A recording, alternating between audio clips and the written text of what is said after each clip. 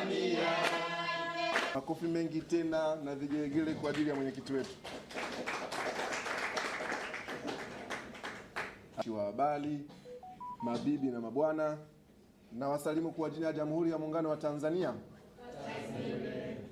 Ndugu mwenyekiti, uwepo huu unaoona mahali hapa ni kwa ajili yako. Tumefurahi baada ya kusikia leo utakuwa unazungumza na Watanzania wote kama mzalendo wa kweli katika taifa letu. Nasi tukasema kama sehemu ya ndugu zako leo kwa wananchi wetu wa Tanzania. Basi bila kupoteza muda, mimi nishukuru jukwaa hili sasa kukukaribisha ili uweze kuendelea. Karibu sana mwenyekiti.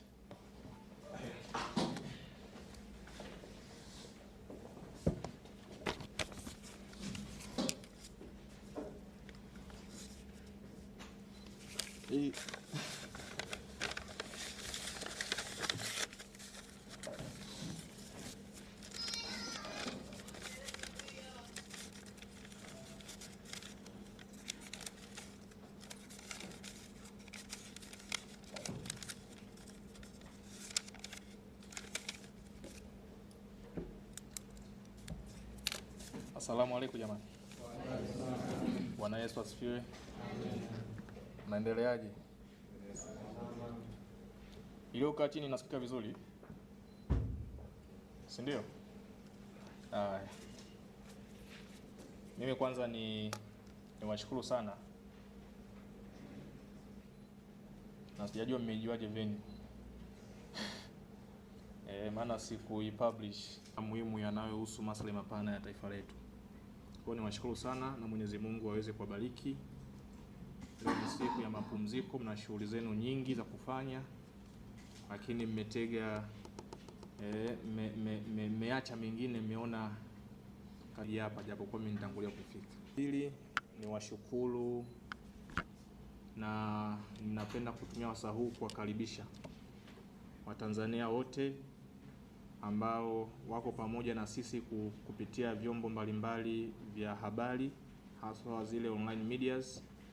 Niweze kuwakaribisha kupitia hiyo online media ambao unaitumia kuweza kunisikia wakati huu, na ninaomba pia univumilie tuweze kuwa pamoja na Mwenyezi Mungu akusaidie katika yale ambayo nitakazungumza, basi uweze kunielewa hapa na mbele ya vyombo na vijana wenzangu kupitia mkutano na waandishi wa habari. Kupitia kurasa zangu za mitandao ya kijamii nilisema kwamba kia moja tu kama kijana mwaminifu kwa taifa lake. Neno kuwa mwaminifu lina gharama kubwa sana. Sio kila mtu anaweza kuwa mwaminifu. Kwa hiyo mimi niko tayari kulipa gharama hiyo ya kuwa mwaminifu na kuzungumza katika misingi hiyo ya uaminifu juu ya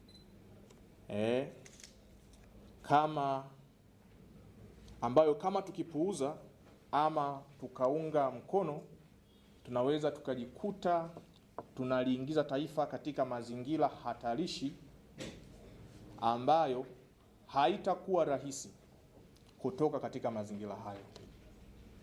Narudia, kitu pekee kilichonisukuma na kunifanya nizungumze na vijana wenzangu mchana huu wa leo kupitia mkutano wangu na waandishi wa habari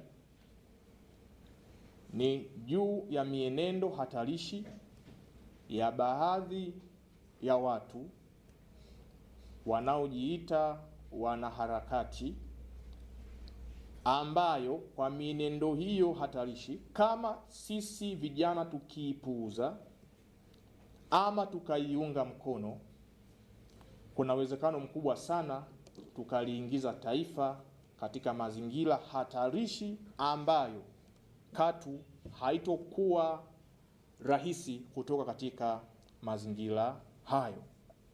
Nafikiri tunaelewana vizuri. Wanaharakati ni jamii ya watu muhimu sana katika taifa lolote kwa haiba ya malengo ya shughuli zao za kiharakati. Tunaelewana vizuri? Ni watu muhimu sana ama ni jamii ya watu muhimu sana katika taifa lolote kwa haiba ya malengo ya shughuli zao za kiharakati. kwa sababu shughuli zao zinajikita haswa katika kushinikiza ama kusukuma mabadiliko ama mageuzi. Ndiyo malengo mahususi ya msingi na ya lazima ya mtu yeyote ambaye anajiita mwanaharakati. Kwa hiyo naomba niliweke sawa, mimi watu wanaoitwa wanaharakati, na ninaamini sana katika nchi yoyote ya kidemokrasia, jamii ya watu wa nchi hiyo na viongozi katika taifa hilo katu hawawezi kufanya dhambi ya kupinga uwepo wa jamii ya watu wanaojiita wanaharakati katika mazingira hayo. Kwa sababu gani hawezi kupinga? Kwa sababu wote tunaamini kwa shughuli za kiharakati kuna baadhi ya mabadiliko chanya yanayohusu ustawi wa jamii yanaweza kupatikana. Tunaelewana vizuri? Kwa hiyo shughuli za kiharakati za kudai, kupambania mabadiliko chanya ndani ya jamii, mara zote wananchi au wadau wakubwa wa mabadiliko hayo, na sio kuwagawanya wala sio kuwatawanya. Shughuli za kiharakati zinazojielekeza kudai mabadiliko makubwa ndani ya jamii kwa ajili ya ustawi wa wanajamii hao ni lazima ziambatane na wito wa kusisitiza na kudumisha amani na sio kueneza hofu kwa wanajamii. Shughuli za kudai mabadiliko ndani ya jamii zinazofanywa na wanaharakati lazima ziambatane na wito wa kusisitiza upendo ndani ya jamii na sio kueneza chuki ndani ya jamii.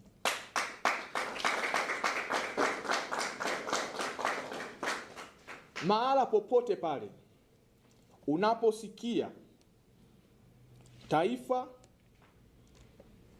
kwa maana jamii na viongozi wa jamii hiyo, wanabariki wanaharakati na shughuli zao zote, ni wazi kabisa shughuli za kiharakati katika jamii hiyo zinasimamia katika misingi hiyo mitatu niliyoisema. Lazima shughuli zao ziambatane na wito wa kuliunganisha taifa, sio kuligawanya. Lazima shughuli zao ziambatane na wito wa kudumisha amani, sio kueneza hofu. Lazima ziambatane na wito wa kuhamasisha na kueneza upendo, sio kupandikiza chuki katika jamii.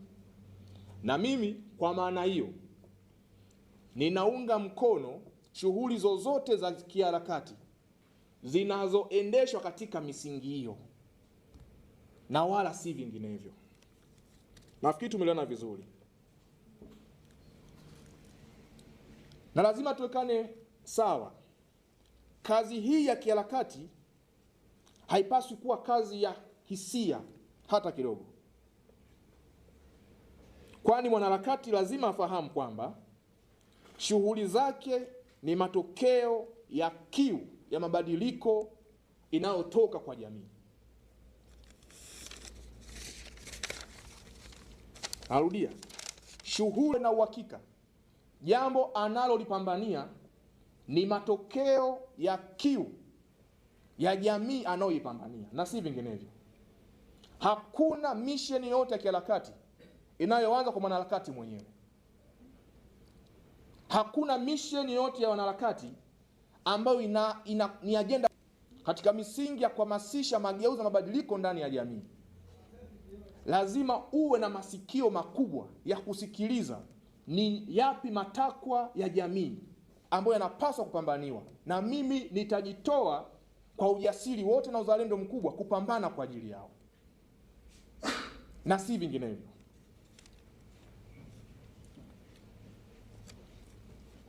Kwa hiyo tunaweza tukasema mabadiliko hayo ya wanaharakati yanayopambaniwa lazima yawe kelele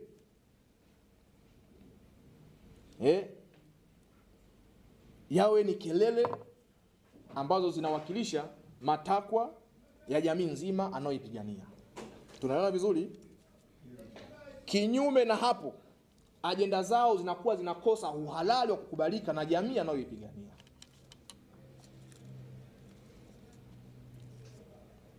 Lakini ni wazi kabisa katika jamii yoyote, sio kila utakaloliona wewe ni kibaya mwingine atakiona kibaya. Sio kila utakachoona wewe ni kizuri mwingine atakiona kizuri hata kidogo. Kwa hiyo inapotokea sehemu ndogo ama kubwa ya jamii ikaona kwamba hawana haja ya mabadiliko au mageuzi yanayopigiwa kelele na wanaharakati, katu hawapaswi kuonekana wabaya, wala hawapaswi kufikiriwa vibaya. Lakini unakuwa ni wajibu wa mwanaharakati ama wanaharakati kutumia mbinu zao zote za kuhakikisha wanatengeneza ushawishi kwa jamii ndogo ama kubwa ambao isiyoamini katika mabadiliko hayo, ili kusudi waamini na wao wawe sehemu ya jamii inayohitaji mabadiliko hayo. Ndio kama unaelewa vizuri. Narudia, katika jamii hatuwezi wote tukawa tunafanana kimawazo, si ndio? Katika jamii hatuwezi wote tukapendezwa na mambo ya aina moja. Inawezekana kabisa ndani ya jamii sehemu ndogo ama kubwa ikaona kuna haja ya kuwa na mabadiliko fulani fulani katika mazingira yao, na sehemu ndogo ama kubwa ndani ya jamii inaweza ikaona hakuna haja ya kuwa na mabadiliko fulani fulani ndani ya mazingira yao. Wito wangu hapa ninaotengeneza ni kwamba ile jamii, pasipo kujali udogo wake ama ukubwa wake, ambao kwa mitazamo yao wanaona hawana sababu ya kuunga mkono ajenda zinazopiganiwa na wanaharakati, hawapaswi kuonekana wabaya wala kufikiriwa vibaya, ila ni jukumu la msingi kabisa la mwanaharakati kutengeneza ushawishi ambao hautovunja misingi ya amani, hautovunja misingi ya umoja, haitovunja misingi ya upendo na mshikamano, ili kusudi jamii isiyoamini iamini mahitaji ya mabadiliko hayo, ili nao wawe sehemu ya wadai wa mabadiliko hayo. Tunaelewana vizuri? Na kwa nini iwe hivyo? Ni kwa sababu hii mojawapo. Kwa sababu harakati sio tunda la uchaguzi linalotokana na kanuni ya kusema wengi wapewe. Unanielewa? Ila harakati ni tunda la ushawishi lenye kanuni inayosema wote wanataka. Inapotokea katika jamii fulani wanaharakati wakapambania mabadiliko yanayohitajika na sehemu ndogo sana ya jamii hiyo ama kubwa ya jamii hiyo, uwe na uhakika inawezekana ukawa ndio mwanzo wa mgogoro mkubwa na mgawanyiko ndani ya taifa. Kwa ni lazima mabadiliko hayo yapate ufahamu wa kina kwa jamii nzima ndani ya eneo husika, ili wajue misingi ya kwa nini wanapaswa kubadilisha mazingira yao na kwenda katika uelekeo fulani, lakini sio kuacha.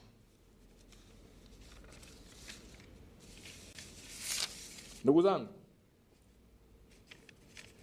kauli hiyo inaendelea kusisitiza kuwa kwa kuwa wanaharakati sio watu waliopewa dhamana ya kusema kwa ajili ya watu katika misingi ya kidemokrasia, hivyo ni vizuri wanaharakati wakatumia mbinu zozote za ushawishi ili kusema kwao kutokane na matakwa ya watu walio wengi ndani ya jamii, pasipo kuacha eneo lote.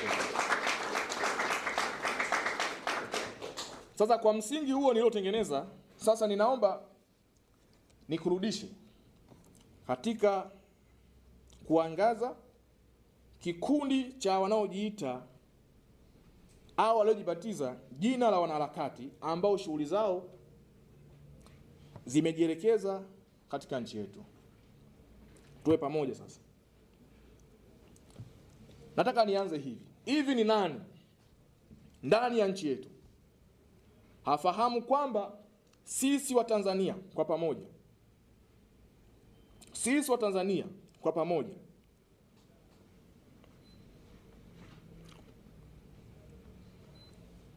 tunachukizwa sana na swala la utekaji? Ni nani asiyefahamu miongoni mwenu?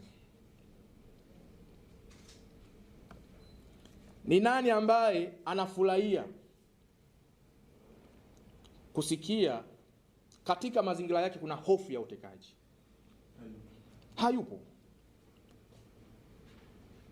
Ni nani ambaye hajasikia kelele za Watanzania, kama sio yeye kusema, ambazo zinaonesha kuchukizwa na kulaani swala la utekaji? Ni nani ambaye hajasikia? Wote bila shaka tumesikia. Sio Kiliba ambaye amesikia, Samia mwenyewe rais amesikia, wasaidizi wa rais wamesikia, wabunge tuliochagua wamesikia, madiwani wamesikia kama wao hawajasema, na hata raia wa kawaida asiyekuwa na nafasi au mwenye nafasi tunaweza kusema wamesikia hata kama wao hawajasema. Tunaelewa vizuri? Hivi ni nani ambaye hajasikia kelele za Watanzania ndani ya nchi yetu ambazo zinaonesha kuchukizwa, kulaani vikali ubadhirifu wa mali na fedha za umma? Nina uhakika rais mwenyewe amesikia, mawasiliano wake wamesikia, mimi mwenyewe nimesikia, na wale uko mahali hapo umesikia. Si kweli? Ni nani ambaye ya katiba mpya ambayo kwa misingi ya katiba hiyo inapelekea mabadiliko kadha wa kadha katika mifumo mbalimbali inayoendesha mambo yetu ndani ya nchi? Ni nani ambaye hajasikia? Wote tumesikia. Si ndio? Sasa ni nani ambaye afahamu ama hajasikia kelele za Watanzania ambao zinawataka viongozi, watumishi wa umma na taasisi zote za umma na mjali haki? Wote sauti hizo tumezisikia, si ndio? Mwisho nataka kusema ni nani ambaye hajasikia? Jambo la tano, nani ambaye hajasikia kelele za Watanzania walio wengi zikionyesha kuumia, kuchukizwa na kulaani raia kupoteza maisha yao wakati na baada ya uchaguzi mkuu wa mwaka 2025? Wote tumesikia, hata kama wewe haujafanyaje, haujasema. Vijana wewe. Sasa hayo ni mambo matano ambayo kwa sehemu kubwa yanabeba asilimia karibu 98 kama sio 99 ya madai juu ya wale wanaojiita wanaharakati ndani ya nchi yetu. Lakini wote ni mashahidi hapa, kelele zake zimeanza kusikika hata kabla ya uchaguzi mkuu. Watanzania kuhitaji nidhamu kwa viongozi wetu, kwa watumishi wa umma, taasisi zinazotoa huduma kwa Watanzania, si ndio? Watanzania kulaani na kuchukizwa na kukataa kabisa utekaji. Watanzania kuchukizwa na ubadhirifu wa mali za umma na serikali, si ndio? Lakini Watanzania kudai katiba mpya. Hayo mambo manne kati ya matano ni mambo ambayo yamewahi kupigiwa makelele hata kabla ya uchaguzi mkuu wetu wa mwaka 2025. Jambo la mwisho, kama nilivyoliweka kuwa la mwisho, la kelele za Watanzania juu ya kuchukizwa, kulaani, kuumia vikali na raia kupoteza maisha, kwa maana inawezekana kawa ni ndugu, jamaa rafiki, raia kujeruhiwa, mali binafsi na za umma kuharibiwa pamoja na kuibiwa, miundombinu yetu kuharibiwa. Hilo la tano limekuja wakati na baada ya nini? Ya zoezi la uchaguzi mkuu, si ndio?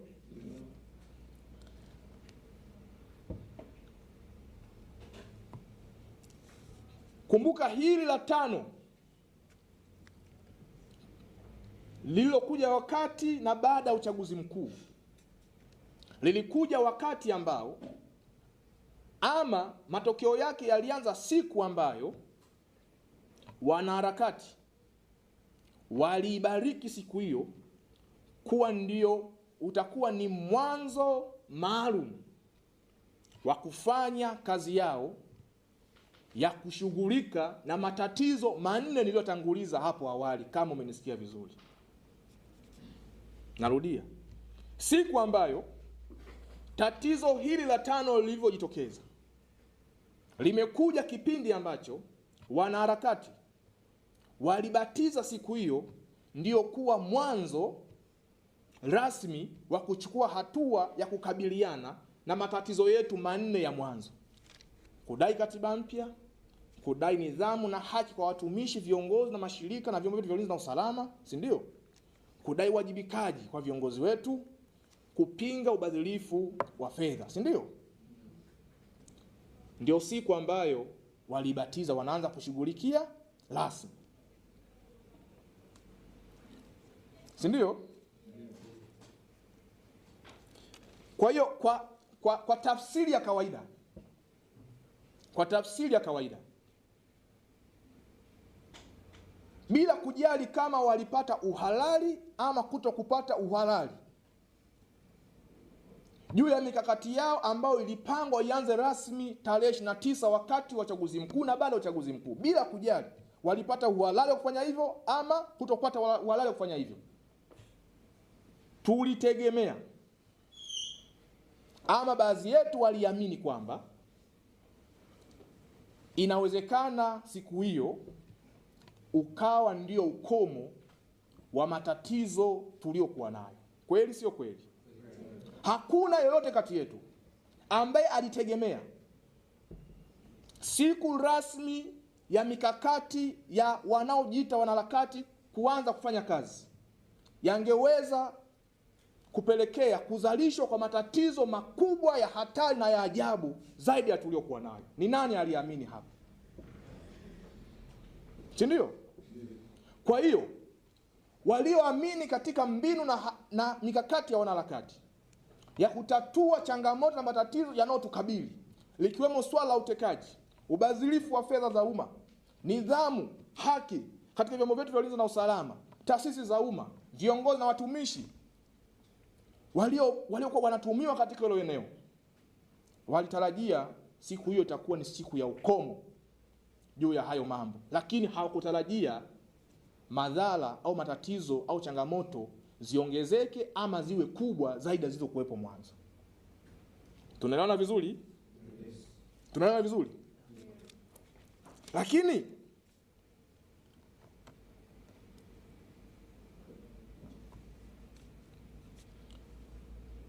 kuna watu tulijitokeza kupinga juu ya mikakati hiyo na mbinu hizo hofu. Tulipinga mikakati na mbinu zinazobarikiwa ama zinazotaka kutumiwa na wanaharakati kwa ajili ya kutafuta mwarobaini wa matatizo na changamoto tulizokuwa nazo. Kupinga kwetu hapakuwa na tafsiri ya kwamba tunabariki yanayotokea, tunayabariki yaliyokuwepo, lakini kupinga kwetu yalikuwa na tafsiri ya kwamba tunahitaji njia sahihi, namna sahihi, mikakati sahihi, mbinu sahihi ambayo changamoto na matatizo yetu tutazishughulikia pasipo kuongeza matatizo mengine ama kuzalisha matatizo yaliyokuwa makubwa zaidi ya tuliokuwa nayo. Wengi wetu tuliokuwa tunapinga mikakati ile hovu na batili ambayo ilikosa uhalali wa kisheria wa kushughulika na changamoto zinazokumba taifa letu, sauti zetu zilikuwa zinajitahidi sana kuzimwa na kikundi cha hao wanaojiita wanaharakati kwa kutupatia majina kama vile hao ni machawa. Msiwasikilize. Ni machawa wa nani? Machawa wa viongozi. Na hata viongozi waliojitokeza kupinga pamoja na kushauri, jamani, harakati hizi zisitumike. Tusibariki mbinu hizi za kiharakati kama sehemu ya kutatua changamoto na matatizo yetu. Maana tunaiona hatari kubwa mbele. Hatari ambayo inazidi hata hatari tuliyokuwa nayo. Hatari ambayo haiondoi uwepo wa hatari tulizokuwa nazo. Ni kweli utekaji ni hatari ndani ya maisha na ustawi wa jamii. Ni kweli ubadhirifu wa fedha ni hatari. Ni kweli kukosekana pengine kwa haki katika maeneo kadha wa kadha ni hatari. Ni kweli uwepo wa mchakato wa katiba mpya ni muhimu sana ndani ya taifa letu. Na kupuuza ni hatari. Tukasema ila tunaona tatizo ama hatari kubwa zaidi ya hatari hizi tulizokuwa nazo, kama tukitega masikio yetu tukawasikiliza wanaojiita wanaharakati, tukafanya vile ambavyo wanataka tufanye kwa kutushawishi kwamba tukifanya hivyo tunatafuta mwarobaini wa matatizo tuliokuwa nayo. Tulipinga kweli kweli. Na nyinyi mtakuwa mashuhuda na vyombo vya habari vina records za hayo tuliyoyapinga. Na wengine wakatutukana, wengine wakatuita machawa. Lakini sisi tukawa tumetekeleza wajibu wetu wa msingi kama raia mwema na kijana mwaminifu wa taifa lake. Kwa kwamba hatubariki yanayotokea, lakini tunalaani mbinu na harakati ambazo zinaweza zikapelekea matatizo makubwa na mengi zaidi tuliokuwa nayo. Tunashauri mbinu mpya, harakati nzuri na za busara zaidi kwa ajili ya kutatua matatizo tuliokuwa nayo na kuzalisha mustakabali mpana wa pamoja wa taifa kwa ajili ya kujenga maendeleo binafsi na taifa kwa ujumla. Basi tukapinga, tukapewa majina mengi, na wengine wazazi wetu wakatukanwa hata bila makosa yoyote, si ndio? Wengine tukatishwa, wengine tukapewa skendo ambazo hazieleweki. Kosa ni kushauri. Lakini pia ndipo ambapo sisi wengine waumini wa Mwenyezi Mungu tukasema na tukakumbuka, hakika maneno ya mwenye hekima ni vurugu na ni makelele katika masikio ya Ibilisi. Tukasema kwa kuwa tumetekeleza wajibu wetu wa msingi, basi mambo mengine tuyaachie umma uamue nini cha kufanya, si ndio?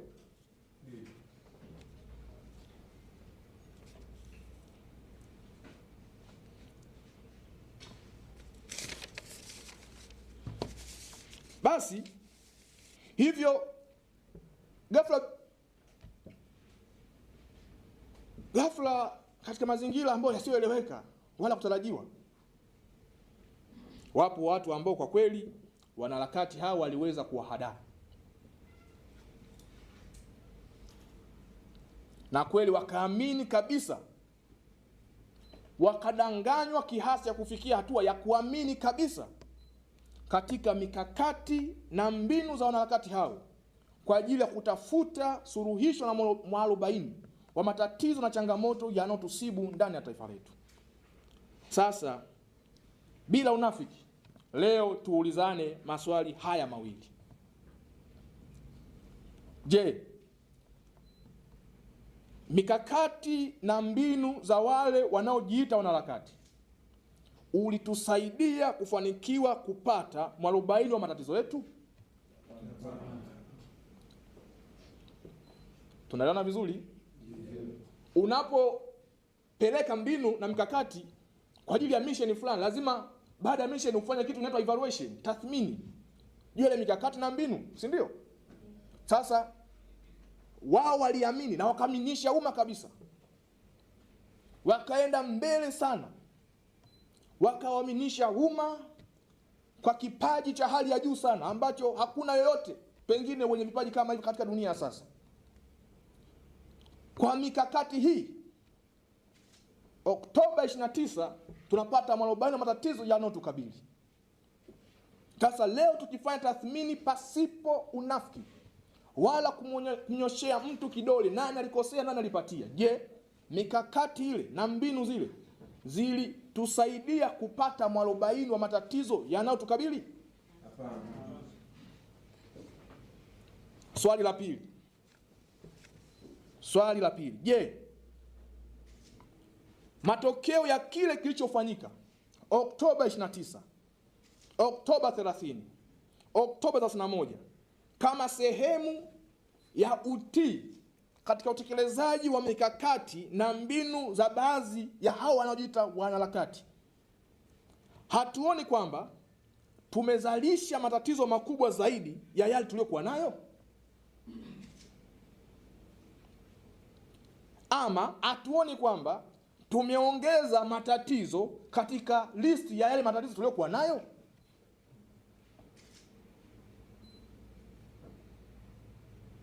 Tumeelewana vizuri? Yaani, narudia. Matokeo ya kile kilichofanyika Oktoba 29. Swali la kwanza, hatuoni kwamba tumeongeza ukubwa wa matatizo tuliyokuwa nayo ndani ya taifa? Ama hatuoni kwamba tumeongeza idadi ya matatizo ndani ya taifa katika listi ya matatizo tuliyokuwa nayo kabla ya Oktoba 29, 30 na 31? Kwa sababu kabla ya hapo hatukuwa na tatizo la raia kufariki kwa idadi kubwa inayosemekana katika mitandao ya kijamii na maeneo mengineyo, si ndio? Hatukuwa na tatizo hilo, si ndio? Kabla ya Oktoba 29, 30 na 31 hatukuwa na tatizo, wala tukusikia kelele za wananchi zikidai kwamba mali za umma zinaharibiwa na watu mali zao kuchoma moto, kupolwa na kuibiwa, si ndio? Kabla ya Oktoba 29 hatukuwa na tatizo la raia kwa wingi ndani ya siku moja, mbili, tatu kupata majeraha kwa sababu ya vurugu ndani ya nchi. Manake evaluation ama tathmini ama mchakato wa kutathmini juu ya ule mkakati unatuonesha kabisa mkakati ule batili, mbinu zile batili za wale wanaojiita wanaharakati ulifeli. Na kufeli kwake haukufeli tu, lakini ulifeli kiasi cha kutupatia hasara pia. Hasara gani? Tulipata matatizo makubwa zaidi ya yale tulikuwa nayo, na tuliongeza matatizo ambayo hatukuwahi kuwa nayo katika nchi yetu. Vijana wewe. Vijana wewe.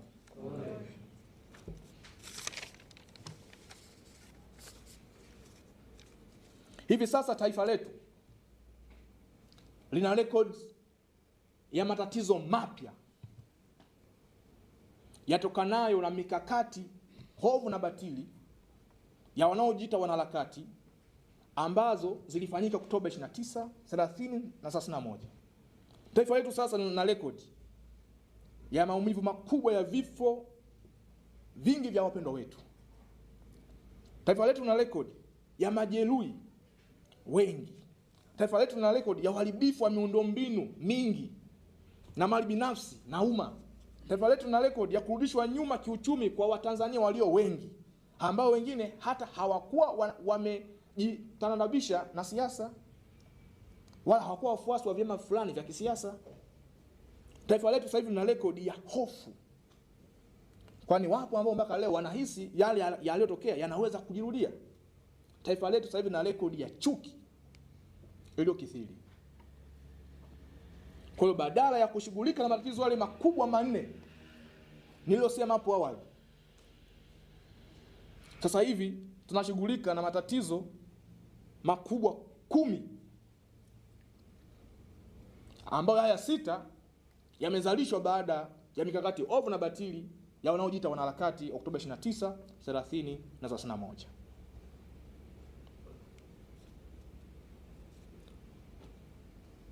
Na ni lazima umma ukajua kuwa kama tukitaka ama ikafika hatua tukataka kuwataja wahusika wa mambo hayo, lazima umma ujue tutakuwa ni wanafiki na waoga kweli kweli kama tutashindwa kuwataja waanzilishi wa mikakati hiyo hovu na batili ndani ya taifa letu, ambao ni hao wanaojiita wanaharakati. Kwa sababu gani? Katika mavuno ya mahindi yale unayoyapata ni matokeo ya kazi ya aliyepanda mbegu na aliyevuna, si ndio? Nasema hivi, katika mavuno ya mahindi yale unayoyapanda ni matokeo ya kazi ya aliyepanda mbegu na nani? Na aliyevuna. Sasa ni nani aliyepanda mbegu juu ya yale yaliyotokea Oktoba 29, 30 na 31? Hilo ndio swali la msingi ambalo kwa swali hilo hatuwezi katu tukasema kwamba sisi ni wakweli kama ikitokea tukahitaji kuwataja wahusika wa matukio yale tukashindwa kuwataja wale wanaojiita wanaharakati. Kwa lazima umma ufahamu hilo. Wale wanaojiita wanaharakati wa kukomboza taifa hili na wao wanahusika moja kwa moja. Vijana hoye.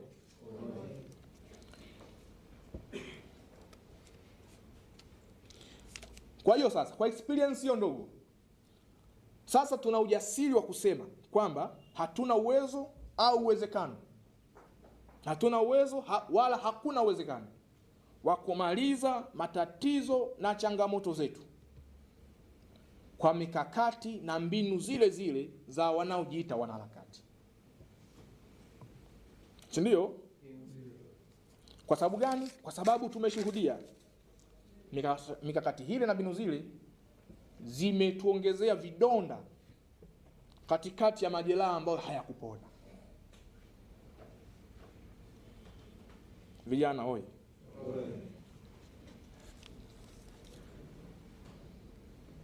Vijana hoi.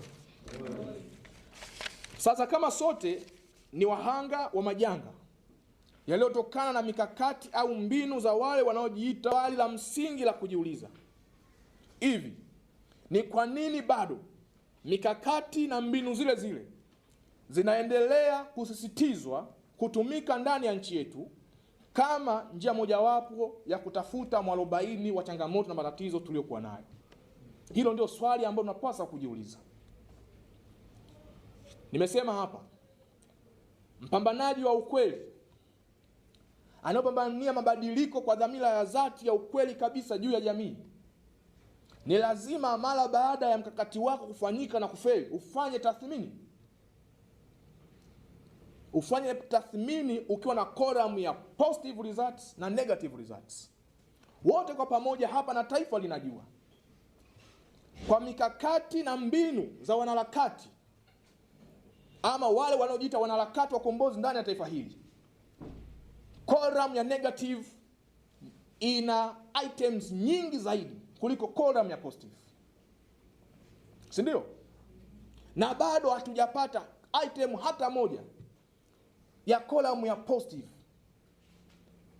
nikimaanisha hatujapata hata athari chanya hata moja kutokana na kile kilichofanyika Oktoba 29, 30 na 31, zaidi ya kusababisha na kueneza na kukuza hofu ndani ya jamii, chuki ndani ya jamii na maumivu kwa baadhi ya watu, haswa wengi ambao wamepoteza ndugu, jamaa na marafiki zao, si ndio?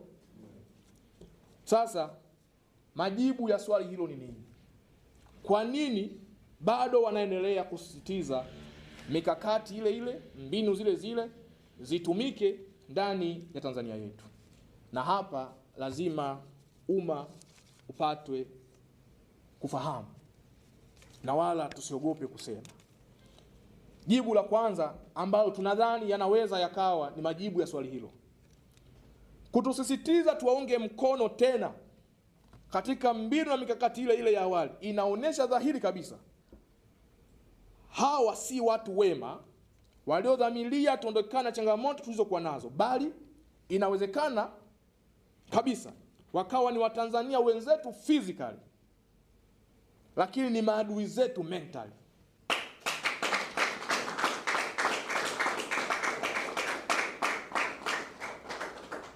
Yaani unatangazia umma, sisi tunataka tupambanie ukombozi juu yenu. Umeleta mikakati yako, mikakati imepelekea maafa makubwa kwa umma ambao unaupambania, na umeongeza matatizo mengi zaidi katika yale matatizo yaliyokuwepo. Alafu bado unakuja mara ya pili kuwaambia bado tunapaswa kutumia mikakati ile ile kwa ajili ya kupambana na ukombozi wenu. Kitu gani kitatuzuia kusema kwamba hao si maadui zetu mentally? Ni kweli physically ni wenzetu, wana mionekano kweli ya Utanzania, wanazungumza kweli Kiswahili, lugha rasmi ya Kitanzania, na tunawafahamu kwa sababu tumeishi nao ndani ya nchi yetu ya Tanzania. Lakini kifikra, mahala ambapo dhamira inafichwa, tuna kila sababu ya kuamini kwamba hawa si wenzetu tena.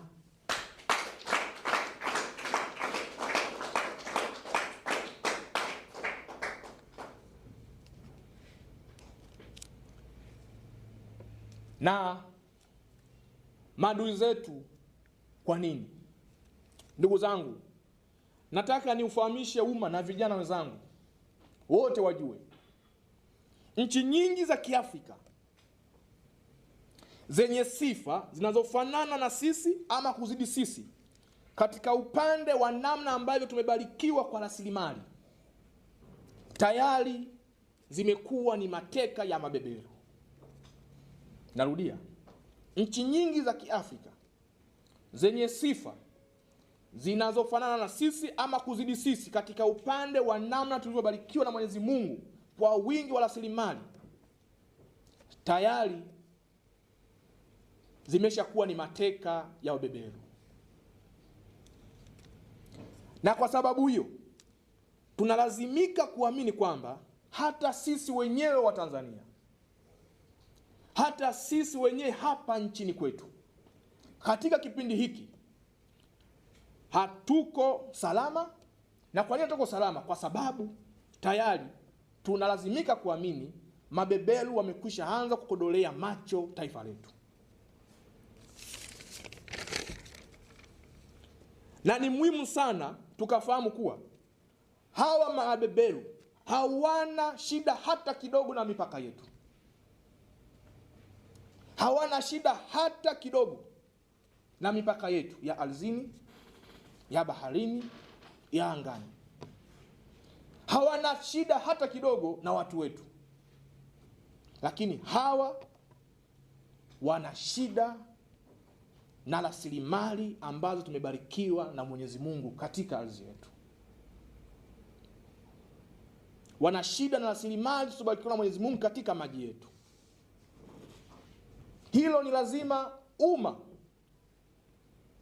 ufahamu hivyo, na sisi vijana tubebe ujasiri wa kuambia Watanzania ukweli huo. Na kwa bahati mbaya sana, kikundi hiki cha wanaojiita wanaharakati wanajitahidi sana kuficha ukweli huu. Lakini huo ndiyo ukweli.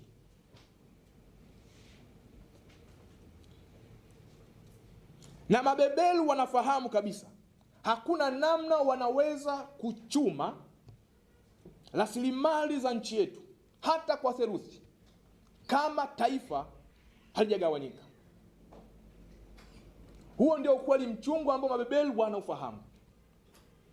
Kwa hiyo namna pekee ya mabeberu kuweza kupata gate pass ya kuweza kuchuma rasilimali zetu ni kufanya kila linalowezekana kuligawanya taifa hili. Na lazima tuweke sawa historia yetu ndani ya Afrika na maeneo kwingineko kote inaonyesha kwamba hakuna namna ambavyo taifa linaweza kugawanywa na watu kutoka nje, kwa maana sio wazawa, bali taifa linagawanywa na wazawa wenyewe. Na kwa sababu hiyo, historia inaonyesha kuwa mataifa ya Afrika yenye sifa kama za kwetu katika upande wa kubarikiwa na rasilimali yalifanikishwa kuwa mateka wa kiuchumi chini ya mkono wa mabeberu kwa usaidizi wa wazawa wachache waliojisimika majina ya kuwa ni wanaharakati wa ukombozi wa haki ndani ya mataifa yao. Narudia, mataifa mengi ya Kiafrika yenye utajiri wa rasilimali kama nchi yetu yalifanikishwa kuingia katika mateka ya chini ya mkono wa mabeberu kwa usaidizi wa wazawa kutoka ndani ya nchi hizo waliojisimika majina ya kujiita wanaharakati wa haki na ukombozi ndani ya mataifa yao. Tuko pamoja? Ni kweli walikuwa wanaharakati halisi kabisa, ni kweli walikuwa wanaharakati halisi, lakini mara baada ya kuanza kutafuta motisha kwa ajili ya harakati zao, mara baada ya kuanza kutafuta kinga ya kesi dhidi yao, mara baada ya kuanza kutafuta hifadhi salama juu ya shughuli zao, wakajikuta wanatoa ujasiri wa kipumbavu ambao uliwapelekea kuendesha shughuli zao za kiharakati pasipo kujali amani na usalama wa mataifa yao. Na mara zote walishirikisha mabeberu kupanga na kuamua juu ya mambo gani ama mikakati gani ya kuitumia ili kusudi kufanikisha harakati zao, jambo ambalo ni hatarishi kwa usalama wa nchi. Wasomi oye! Wasomi oye! Wasomi oye! Leo kidogo ni pagumu kwa sababu tunataka umma uelewe na ufahamu. Narudia, historia inaonyesha mataifa hayo ya Kiafrika ambayo yana utajiri wa rasilimali kuzidi sisi ama chini ya sisi,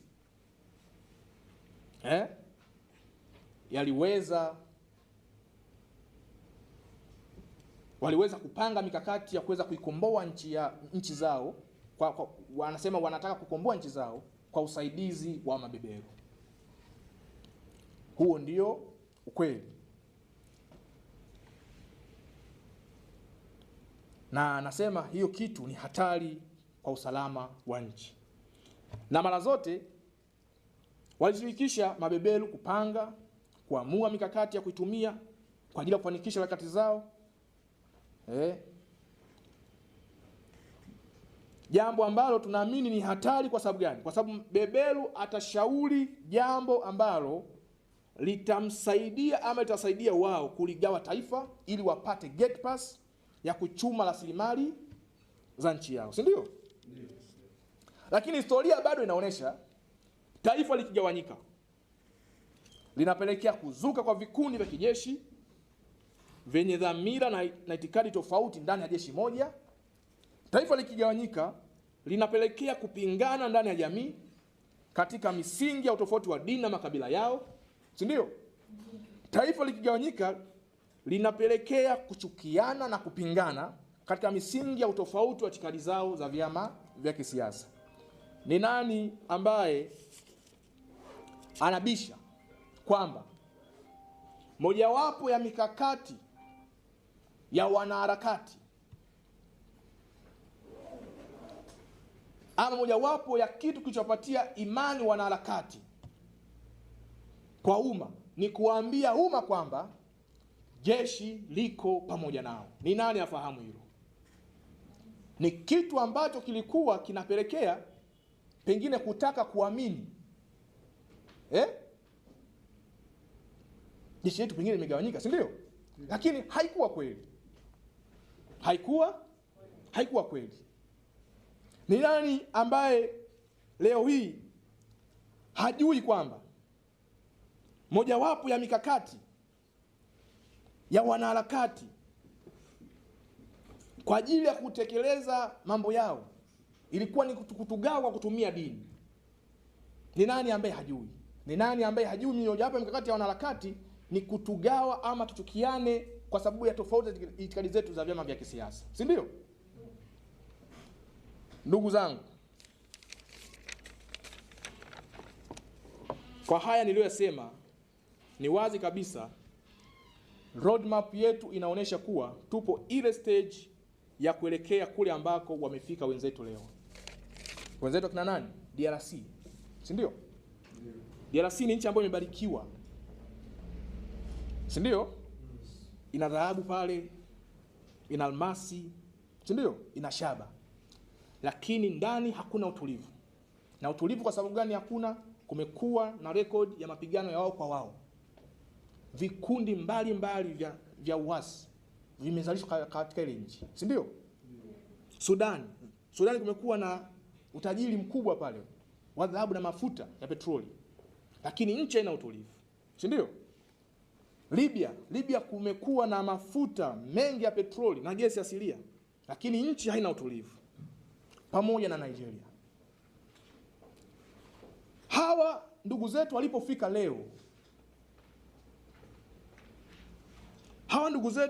leo, kama tusipokuwa makini, vijana wa taifa hili, kama tusipokuwa makini, vijana wa nchi hii, wanaharakati hawa wanatufikisha hapa walipofika wenzetu siku ya leo.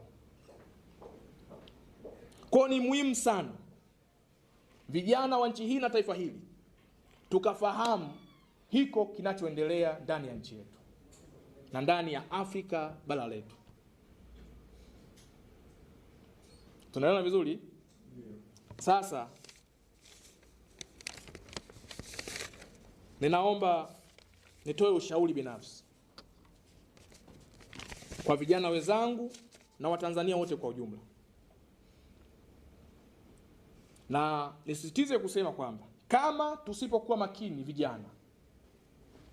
vijana wenzangu, kama tusipokuwa makini, roadmap ya kule tunapoelekea ni pale walipokuwa leo DRC, ni pale walipokuwa leo Sudan ya Kusini, Somalia, Nigeria na kwingineko. Sawa? Tunaelewa vizuri? Tusipokuwa makini.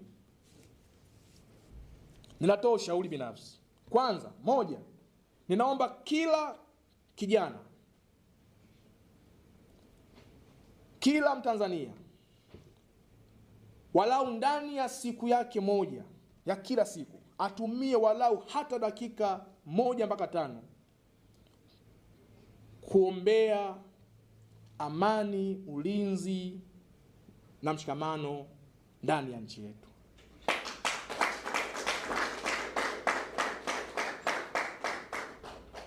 Sisi Wakristo tunaamini, maandiko yanasema, Bwana asipoulinda mji, waulindao wanakesha bure. Si ndio? Si ndio? Kwa hiyo swala la kuombea taifa ni swala muhimu kweli kweli ambalo kila kijana anapaswa kulifanya yeye binafsi kwa dhamira ya dhati ndani ya moyo wake. Kwa sababu lolote baya litakalotokea ndani ya taifa hili, yoyote aliyekuwa ndani atakuwa ni muhanga namba 1. Si kweli? Jambo la pili, kila Mtanzania leo hii na kuanzia leo achukue wajibu wa kuwashauri wale wote wanaojiita wanaharakati. Ni jukumu la kizalendo sana hili. Kila Mtanzania achukue wajibu wa kuwashauri. Sitaki kusema kukemea. Unanielewa?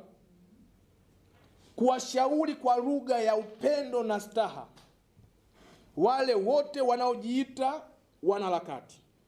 Tuwashauri kana kwamba pengine hawajui wanachokifanya. Tuwashauri kana kwamba pengine hawajui wanachokifanya. Tuambie kwamba wanachokifanya kinatupeleka katika hatari kuliko hatari tulizokuwa nazo. Vijana wewe, ingia inbox, si wanatumia platform ya mtandao wa kijamii? Ingia inbox, DM, washauri kwa lugha ya upendo na staha, comment kwamba ndugu yangu, Mtanzania mwenzangu ambaye sijui leo hii uko wapi, sijui usalama uliokuwa nao, kama ni kweli unafanya usalama niliokuwa nao mimi hapa nchini, sijui amani uliokuwa nayo, kama ni kweli nafanya na amani uliokuwa nayo hapa nchini, sijui furaha uliokuwa nayo, kama ni kweli inafanya na furaha niliokuwa nayo mimi hapa nchini. Ninaomba ujue kwamba nchi yetu unapoipeleka ni hatari zaidi ya hatari tuliokuwa nayo hivi sasa. Kwa hiyo mshauri kwamba wazingatie njia za amani, za upendo, kwa ajili ya kutafuta suluhu ya matatizo yote ambayo wanayapazia sauti. Vijana wewe, vijana wewe, comment hivyo. Ukifanya hivyo utakuwa umelisaidia taifa lako, kwa sababu inawezekana wanafanya hivyo kwa sababu maybe ya kulipa visasi, pengine hatujui, si ndio? Pengine wanafanya hivyo kwa maelekezo ya wafadhili wao, mabeberu wao, kwa sababu pengine harakati zimekuwa sasa ni ajira. Sasa wasipofanya hivyo watakula wapi? Na njaa inauma, si ndio?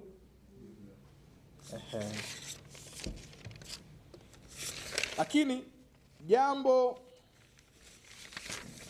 la tatu, ushauri wangu, kila Mtanzania kwa unyenyekevu mkubwa ninaomba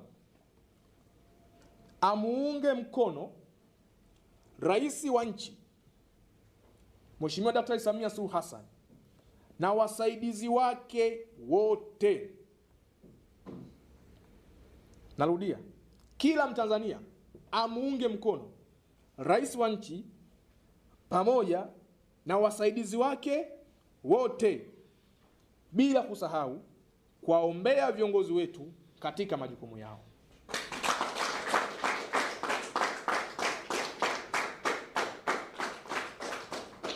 Na hili ni takwa la Mwenyezi Mungu mwenyewe kupitia maandiko matakatifu ya vitabu vyake. Sisi Wakristo kuna mahala tunajua kwamba imeandikwa, kitabu cha Warumi 13 mstari wa 1, kila mtu na atii mamlaka iliyo kuu, kwa maana hakuna mamlaka isiyotoka kwa nani? Kwa Mungu. Ni takwa la Mwenyezi Mungu. Kutokutii ni kupishana na maagizo ya Mwenyezi Mungu aliyekupa neema ya kuishi katika nchi aliyoiumba yeye kwa mikono yake, si ndio?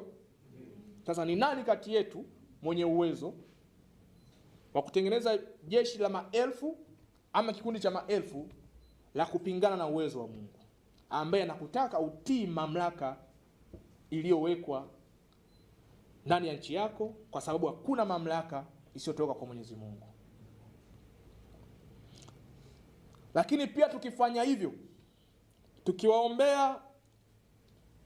tukiwaambia hawa Watanzania wenzetu na vijana wenzetu, tutakuwa sisi tumetekeleza maagizo ya vitabu takatifu vya Mwenyezi Mungu. Wakristo katika Biblia, kitabu cha Tito sura 3 mstari wa 1, neno la Bwana linasema, wakumbushe watu watii wakuu na wenye mamlaka. Unanielewa vizuri? Wakumbushe watu watii wakuu na wenye mamlaka. Kwa sababu gani? Kuna athari kubwa sana ya kutokutii yule ambaye Mungu amemweka kwa ajili ya kuwaongoza. Tukifanya hivyo, kwa maana ya rais na watumishi wa umma wengine, tutakuwa tumetii maagizo ya Mwenyezi Mungu. Kitabu kile cha Timotheo wa kwanza sura ya 2 mstari wa 1 na wa 2, neno la Mungu linasema basi kabla ya yote na wasii dua na maombi na sala na shukrani zifanyike kwa ajili ya watu wote, kwa ajili ya wafalme wote na watu wote wenye mamlaka, ili tupate kuishi maisha ya utulivu na amani na katika utauwa na staha. Tunaelewana vizuri? Kwa hiyo hakuna namna tunaweza tukaishi kwa amani, kwa utulivu, kama hatutochukua jukumu la kutii maelekezo ya Mwenyezi Mungu ya kuwaombea viongozi waliowekwa juu ya maisha yetu. Hakuna namna tunaweza kuifurahia nchi aliyoomba Mwenyezi Mungu kama tukishindwa kutii mamlaka aliyoiweka yeye. Kwa hiyo huo ni ushauri wangu, na kama kawaida yangu natimiza wajibu wa kuongea,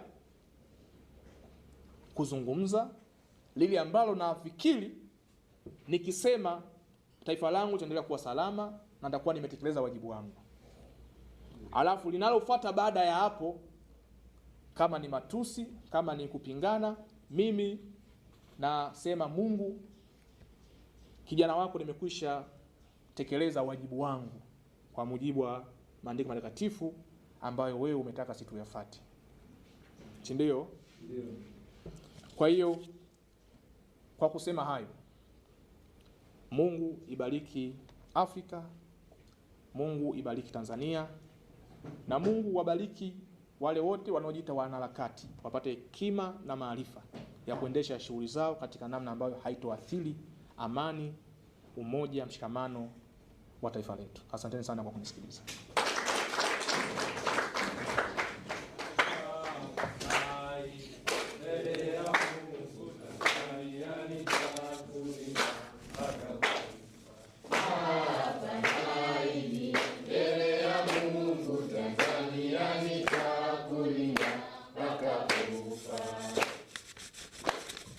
Wasomi na Samia, tukae kidogo. Kwanza tupigie makofi mengi sana mwenyekiti wetu, lakini pia kiongozi wetu kwa suluhisho nzuri aliyotoa juu ya taifa na kwa vijana wenzetu wa Tanzania. Ili kiongozi wetu na vijana wenzetu na mazuri. Labda kuna mwandishi wa habari yeyote ambaye ana swali katika hotuba aliyoitoa kiongozi wetu, lakini pia vijana wenzetu, ili aweze kujibu kabla hajaondoka. Karibuni sana. Kama yupo mwandishi wa habari yeyote ana swali, tuandike ili aweze kujibu. Basi baada ya kusema hayo, tuwashukuru sana waandishi wa habari, lakini pia tunashukuru sana vijana wenzetu ambao tumeungana pamoja na mwenyekiti wetu wa taasisi ya Mama Asemewe, lakini leo amezungumza kama kijana mzalendo katika taifa lake. Tunawashukuru sana na Mungu awabariki sana. Nadhani baada ya kusema hayo, sasa tunaweza rasmi